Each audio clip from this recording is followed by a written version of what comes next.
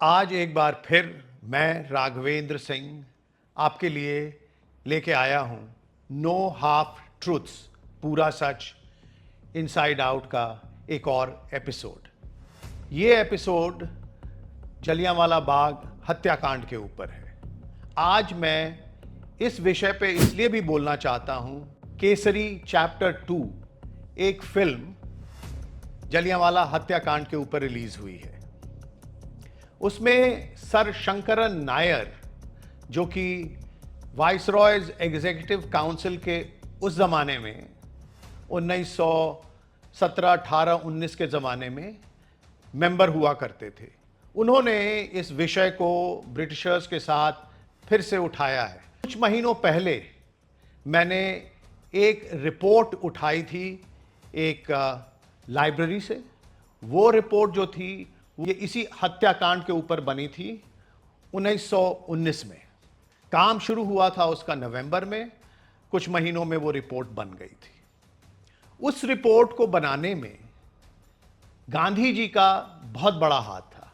हालांकि उस कमीशन के जिसके तहत वो रिपोर्ट बनी थी उसमें बड़े बड़े लोग थे उस ज़माने के। मोतीलाल नेहरू जी थे, मदन मोहन मालवीय जी थे, जयकर साहब थे, तैयब जी थे और सीआर दास भी थे। आप इस रिपोर्ट को पढ़ें, ये वो दो रिपोर्ट्स हैं। और उस रिपोर्ट में जो कुछ लिखा हुआ है जलियांवाला हत्याकांड के बारे में, उसी के बारे में मैं आज थोड़ा सा आपको बताना चाहता हूं।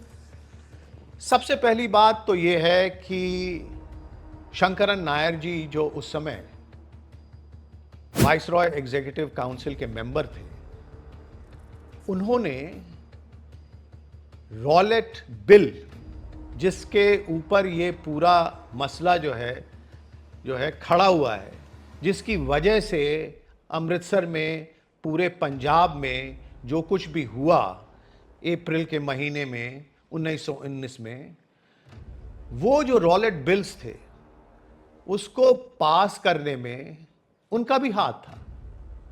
वो एक अकेले हिंदुस्तानी थे जिन्होंने उस बिल का समर्थन किया था और किसी ने नहीं समर्थन किया।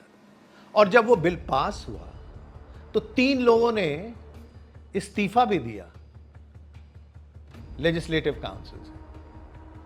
एक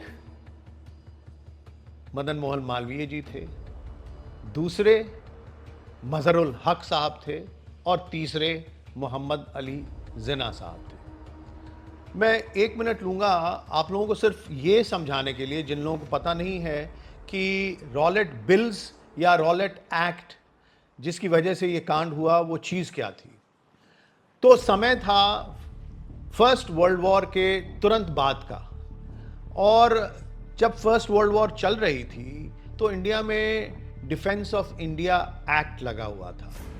और उस एक्ट की वजह से जो है वो कोई भी डेमोक्रेटिक मूवमेंट या कोई भी डेमोक्रेटिक एस्पिरेशन वाली चीज़ जो थी वो ब्रिटिशर्स इंडिया में अलाउ नहीं करते थे। और ख़ासकर बंगाल और पंजाब में इसलिए भी अलाउ नहीं करते थे क्योंकि वहाँ एक जो रेवोल्यूशनरी स्पिरिट थी उसको देखते हुए वो समझते थे कि यहाँ तो ये जो 2 प्रोविंसेस हैं यहाँ तो एकदम ही ये चीज़ अलाउ नहीं होनी चाहिए। एनीवे, फर्स्ट वर्ल्ड वॉर ख़त्म हुई और इसके तुरंत बाद ही ये 2 रॉलेट बिल्स जो है वो ब्रिटिश गवर्नमेंट लेके आई।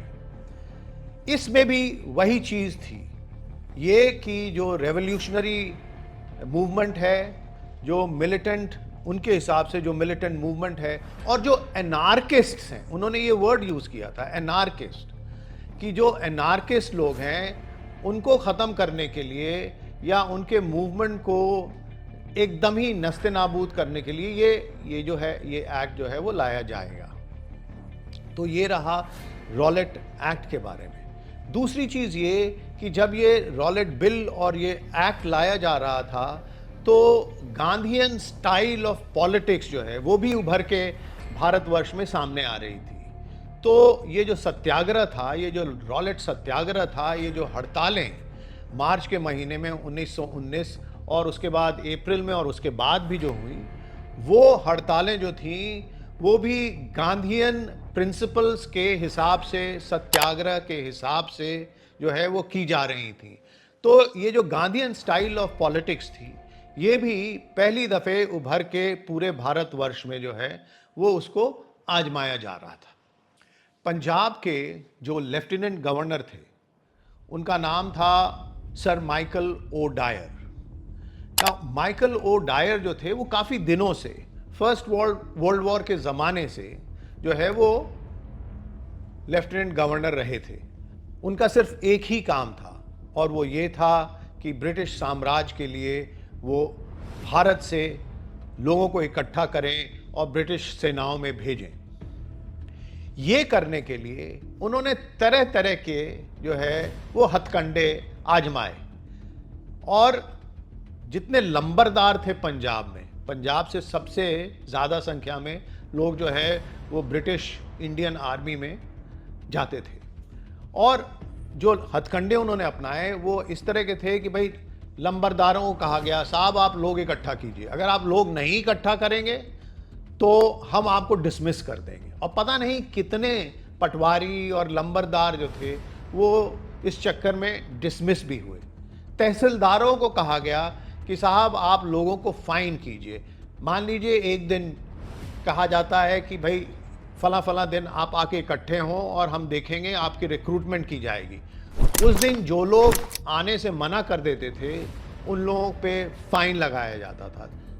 कहीं कहीं जगह तो ऐसा भी होता था कि फायरिंग भी कर दी जाती थी, जिससे लोग घायल हो जाते थे, कुछ लोग मर भी जाते थे।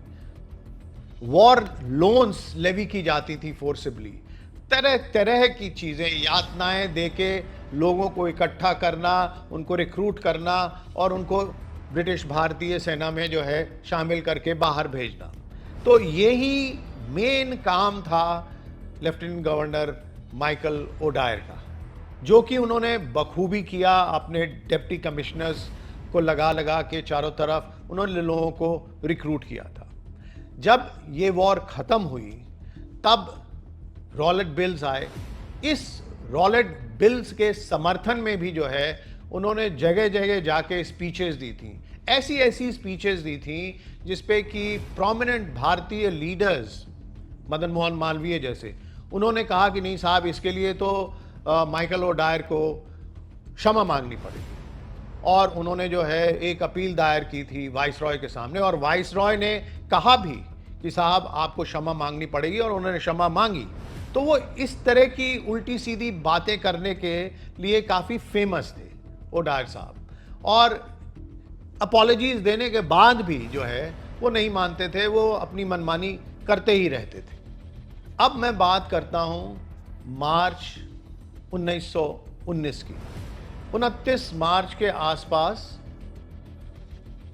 डॉक्टर सत्यपाल, उनको, वो एक प्रोमिनेंट लीडर थे कांग्रेस के पंजाब में, उनको जो है वो जेल में बंद कर दिया जाता है।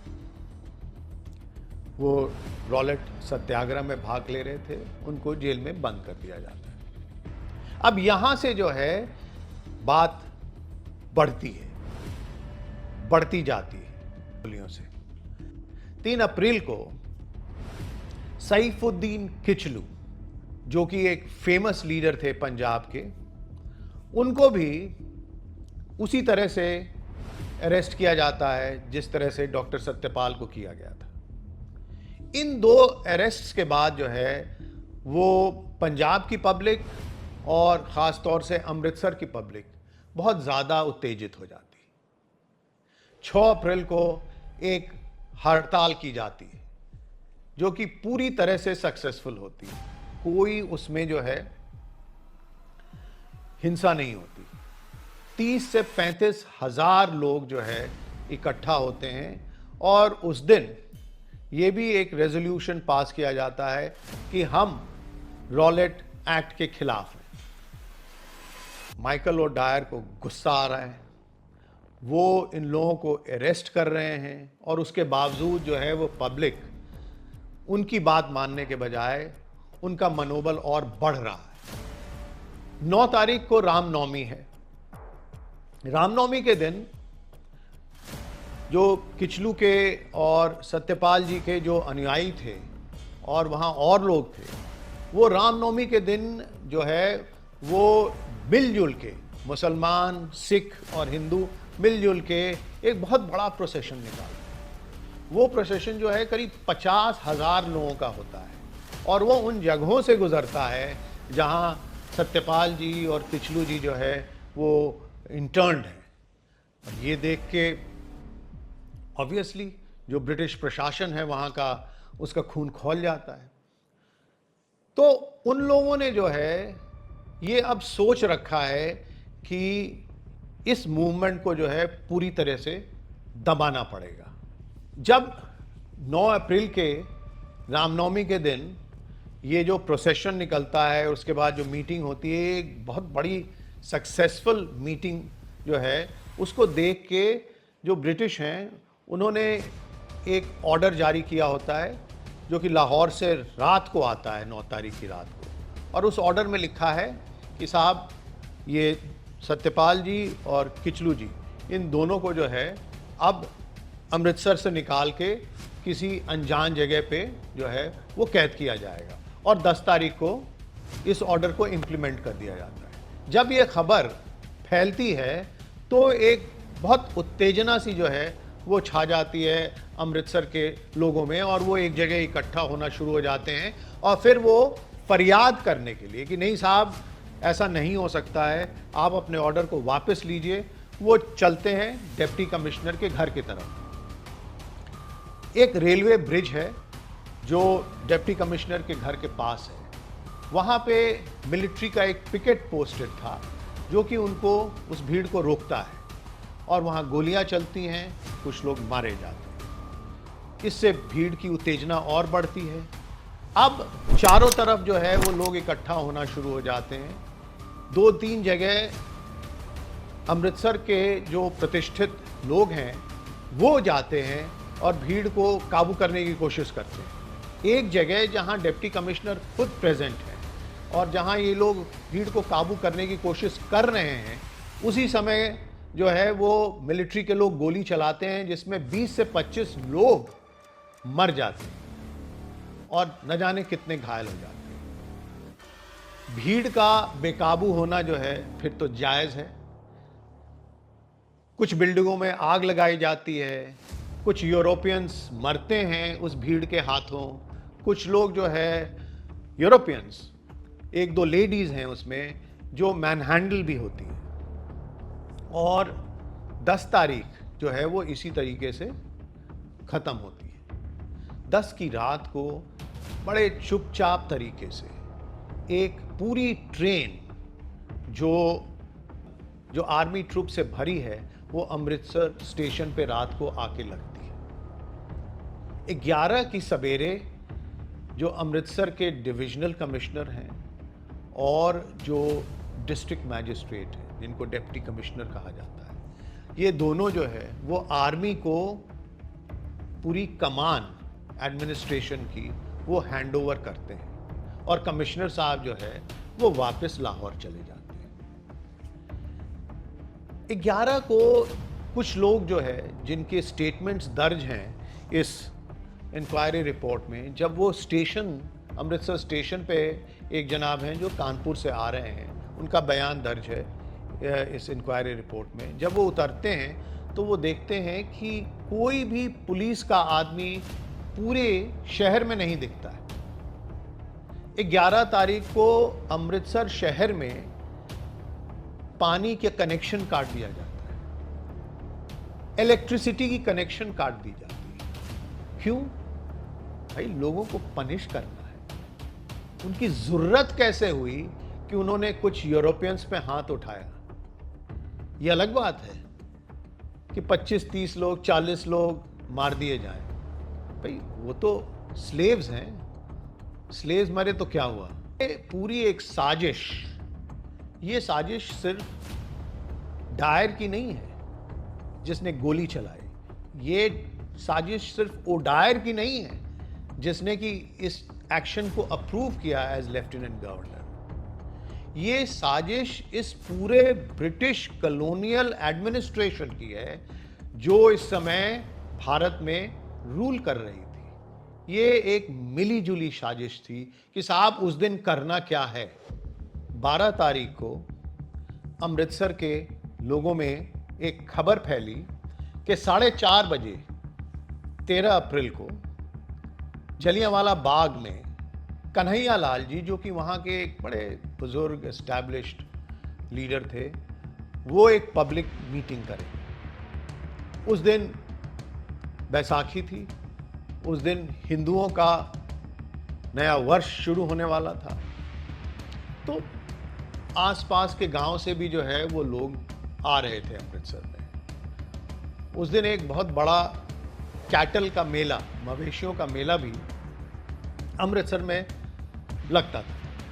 9:30 बजे सवेरे 13 तारीख को ब्रिगेडियर रेजिनाल्ड डायर, जिन्होंने अमृतसर एडमिनिस्ट्रेशन की मार्शल लॉ की कमान संभाली हुई थी, वो निकलते हैं और चारों तरफ जो है प्रोक्लेम करते हैं कि साहब मार्शल लॉ लागू हो रहा है और यहाँ पे लोगों की भीड़, प्रोसेशन, ये सब कुछ अलाउड नहीं होगा। इस तरह का जो है अनाउंसमेंट उनके द्वारा किया जाता है। लेकिन जो कमेटी बनी थी जिसमें गांधी जी भी थे, जब उन्होंने इस बात की तहकीकात की तो पता चला कि जो मेन डेंसली पॉपुलेटेड इलाके थे वहाँ ये लोग नहीं गए। कुछ ही घंटे में, 1-2 घंटे में, गर्मी भी थी आफ्टर ऑल, और उनको गर्मी, ब्रिटिशर्स को गर्मी लगती भी थी ज़्यादा, तो वो अपनी अनाउंसमेंट करके वो अपने बैरक्स में वापस चले गए। 12:45 के दौरान ब्रिगेडियर रेजिनाल्ड डायर ये कहते हैं कि उनको पता चला कि 4:30 बजे एक मीटिंग होने वाली। तो जब उनसे पूछा गया बाद में कि साहब जब आपको पता चला कि 4:30 बजे मीटिंग होने वाली है तो आपने क्या किया उसके बारे में, कुछ किया कि ये भीड़ इकट्ठी ना हो? उनका एक मूक सा जवाब था कि नहीं साहब, हमने कुछ नहीं किया, हमने तो जो करना था कर दिया था, 9:30 बजे जाके ऐलान कर दिया था। अब इसके बाद भी अगर लोग नहीं मानते हैं तो उनको उसका मुआवजा भुगतना पड़ेगा। पहले ये भी डिसाइड हुआ था कि जो 10 तारीख को हुआ है उसकी पनिशमेंट देने के लिए बम्बार्डमेंट की जाएगी अमृतसर में। लेकिन बैसाखी के दिन उनको एक बड़ा आसान सा जो है एक मिल गया कि भाई अब तो भीड़ इकट्ठी हो रही है और इस भीड़ को जो है अब चलो इसमें कुछ अपनी कारगुजारी दिखाते हैं। तो 5-5:30 बजे रेजिनाल्ड डायर जो है वो पहुंचते हैं वहाँ पे जलियांवाला बाग में। वहाँ भीड़ इकट्ठा है। पहुंचने के 30 सेकंड के अंदर वो खुद ही कहते हैं, जो कि इस इंक्वायरी रिपोर्ट में लिखा हुआ है, 30 सेकंड के अंदर वो फायरिंग शुरू कर देते हैं। 1-2 मिनट भी उन्होंने इधर उधर नहीं देखा। वो जब गए थे 90 सैनिक उनके साथ थे, जिसमें कि 25 सिख और बाद बाकी गोरखे थे। अब ये भी एक अजीब सी बात है कि हमारे अपने ही लोगों के ऊपर जो है वो गोलियां चला रहे हैं। बड़ी अजीब सी बात है ना। जनरल डायर उसी तरफ गोलियां चलाते हैं जिस तरफ सबसे ज्यादा भीड़ है। वो चाहते हैं कि लोगों को पनिश किया जाए। ऐसा कुछ नहीं है कि पहले कोई चेतावनी दी गई हो जाने की, जाते हैं और गोलियां चलाना शुरू कर देते हैं। मतलब ये सोच के गए हैं कि लोगों को वहां हम मारेंगे ही। 10 मिनट तक फायरिंग होती है। 10 मिनट, 12 मिनट भी हो सकता था, 15 मिनट भी हो सकता था, बट क्यों नहीं हुआ? वो इसलिए नहीं हुआ कि गोलियां ही खत्म हो गई। 1650 राउंड्स थे और 1650 राउंड्स खत्म हो गए। जब भीड़ भाग रही थी एग्जिट की तरफ, जहां छोटे छोटे गेट्स थे, दरवाजे थे, तो गोलियों का रुख, राइफलों का रुख भी जो है उसी तरफ कर दिया गया था कि साहब आप उधर जा रहे हैं, हम उधर भी आपको मारेंगे। उनके साथ 2 आर्मर्ड कारें थीं जो वो लेके आए थे। अब आप सोचिए कि अगर वो कारें अंदर आ जाती संकरी गली से होते हुए, तो क्या होता, मतलब नजारा क्या होता। तो सोच के तो यही आए थे कि उसको भी यूज करेंगे, लेकिन यूज इसलिए नहीं कर पाए क्योंकि वो दोनों गाड़ियां घुस ही नहीं पाई। और बहुत क्लियरली इसमें जो लिखा गया है उसमें बहुत क्लियरली डायर साहब का ये जवाब है कि साहब मेडिकल चीजें, मेडिकल सुविधाएं क्यों उपलब्ध कराएंगे, ये तो मेरा काम ही नहीं है। तो जो लोग मरे वो मरे, जो लोग घायल हैं वो घायल हैं। बच्चे भी मरे, औरतें भी मरी, बूढ़े भी मरे, और गोलियां खत्म हुई और तुरंत वो वहां से रवाना हो गए। एक काम करने के लिए आए थे बड़े सुदृढ़ तरीके से, जो कि उन्होंने किया, मारा लोगों को और मार के चले गए। किस लिए मारा? वो इसलिए मारा कि 10 तारीख को भारतवासियों ने कुछ यूरोपियंस को मैन हैंडल किया था और कुछ लोगों की उसी में जान चली गई थी। ऐसी हिम्मत उस सरकार के खिलाफ जिन्होंने जर्मनी को जो है घुटने टिका दिए थे। बड़े आम तरीके से लोग कह रहे थे, जो ब्रिटिश ऑफिशियल्स थे, कि भाई हम लोग ऐसे लोग हैं जिन्होंने, जो सबसे पावरफुल नेशंस हैं उनको काबू में कर लिया है, तो तुम किस खेत की मूली हो? लड़ना चाहते हो हमसे, आके लड़ो, हम दिखाते हैं तुमको क्या होता है। ये एक जज्बा था जो कि पूरे ब्रिटिश ऑफिशियलडम में जो है 10 तारीख के बाद एकदम वो, मतलब उससे वो ओत प्रोत से थे। That's the kind of provocation the incident which had taken place on 10th had imbued them with. You know, that feeling of revenge and the feeling of immediate revenge.